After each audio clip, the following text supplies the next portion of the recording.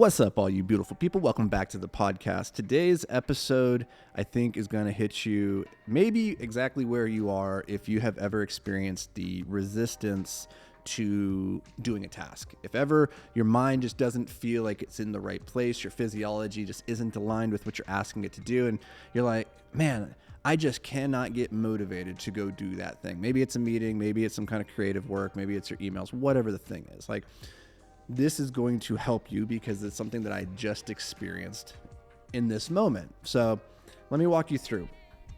So Anuj and I, we sit down on Mondays and we have our meeting. We go through the podcast episodes, any Instagram reels that we want to record for the week. And typically we just go straight into that. Well, today we did things a little bit differently, and we did more of an administrative meeting beforehand, kind of laying out some bigger level projects that were occurring over the course of the next week. And then after about an hour of that, then we said, okay, let's sit down, let's record now. Here's the problem.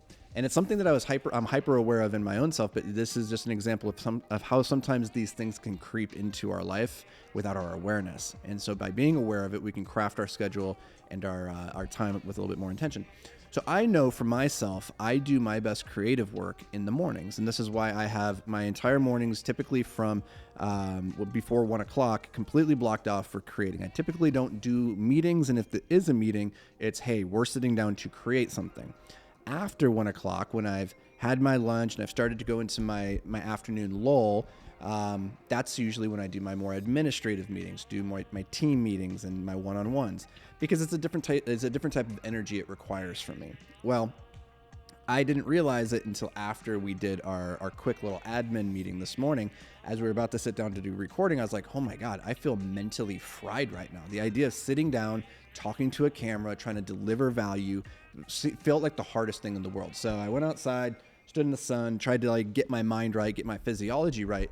And the big unlock, actually, I was sitting there, I was like, I don't know what to talk about. I feel like I'm pulling from an empty well right now. The big unlock was when I suddenly realized, oh, what I'm experiencing in this moment is it's a lesson I can share with you.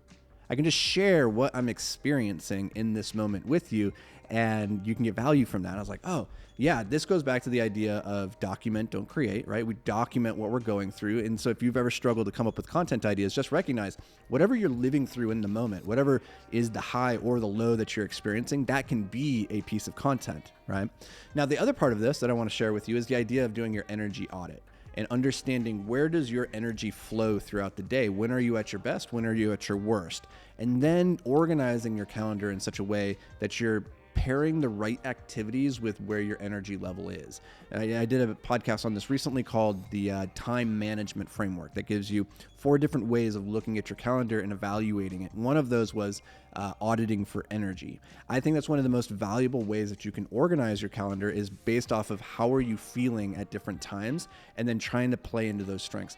Case in point, I used to really struggle with waking up at 5 a.m. and going straight into creative work. A lot of people say oh, you got to start early and go straight into the most creative stuff.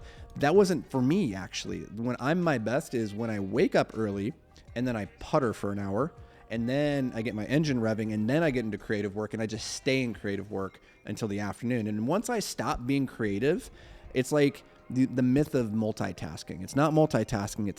It's task switching. You're not running in parallel. It's running one then the other, but it's happening so quickly you don't realize it. But when you do that, you have all this mental residual energy left over from the previous activity.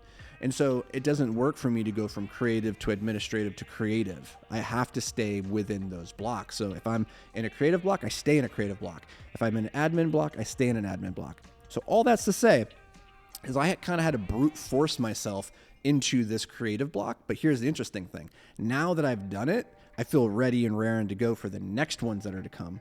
So sometimes you just need to get momentum and start building it in the right direction. But all of that's to say, if you're experiencing any kind of resistance to a hard creative task, just know you can document what you're going through. That's totally legit.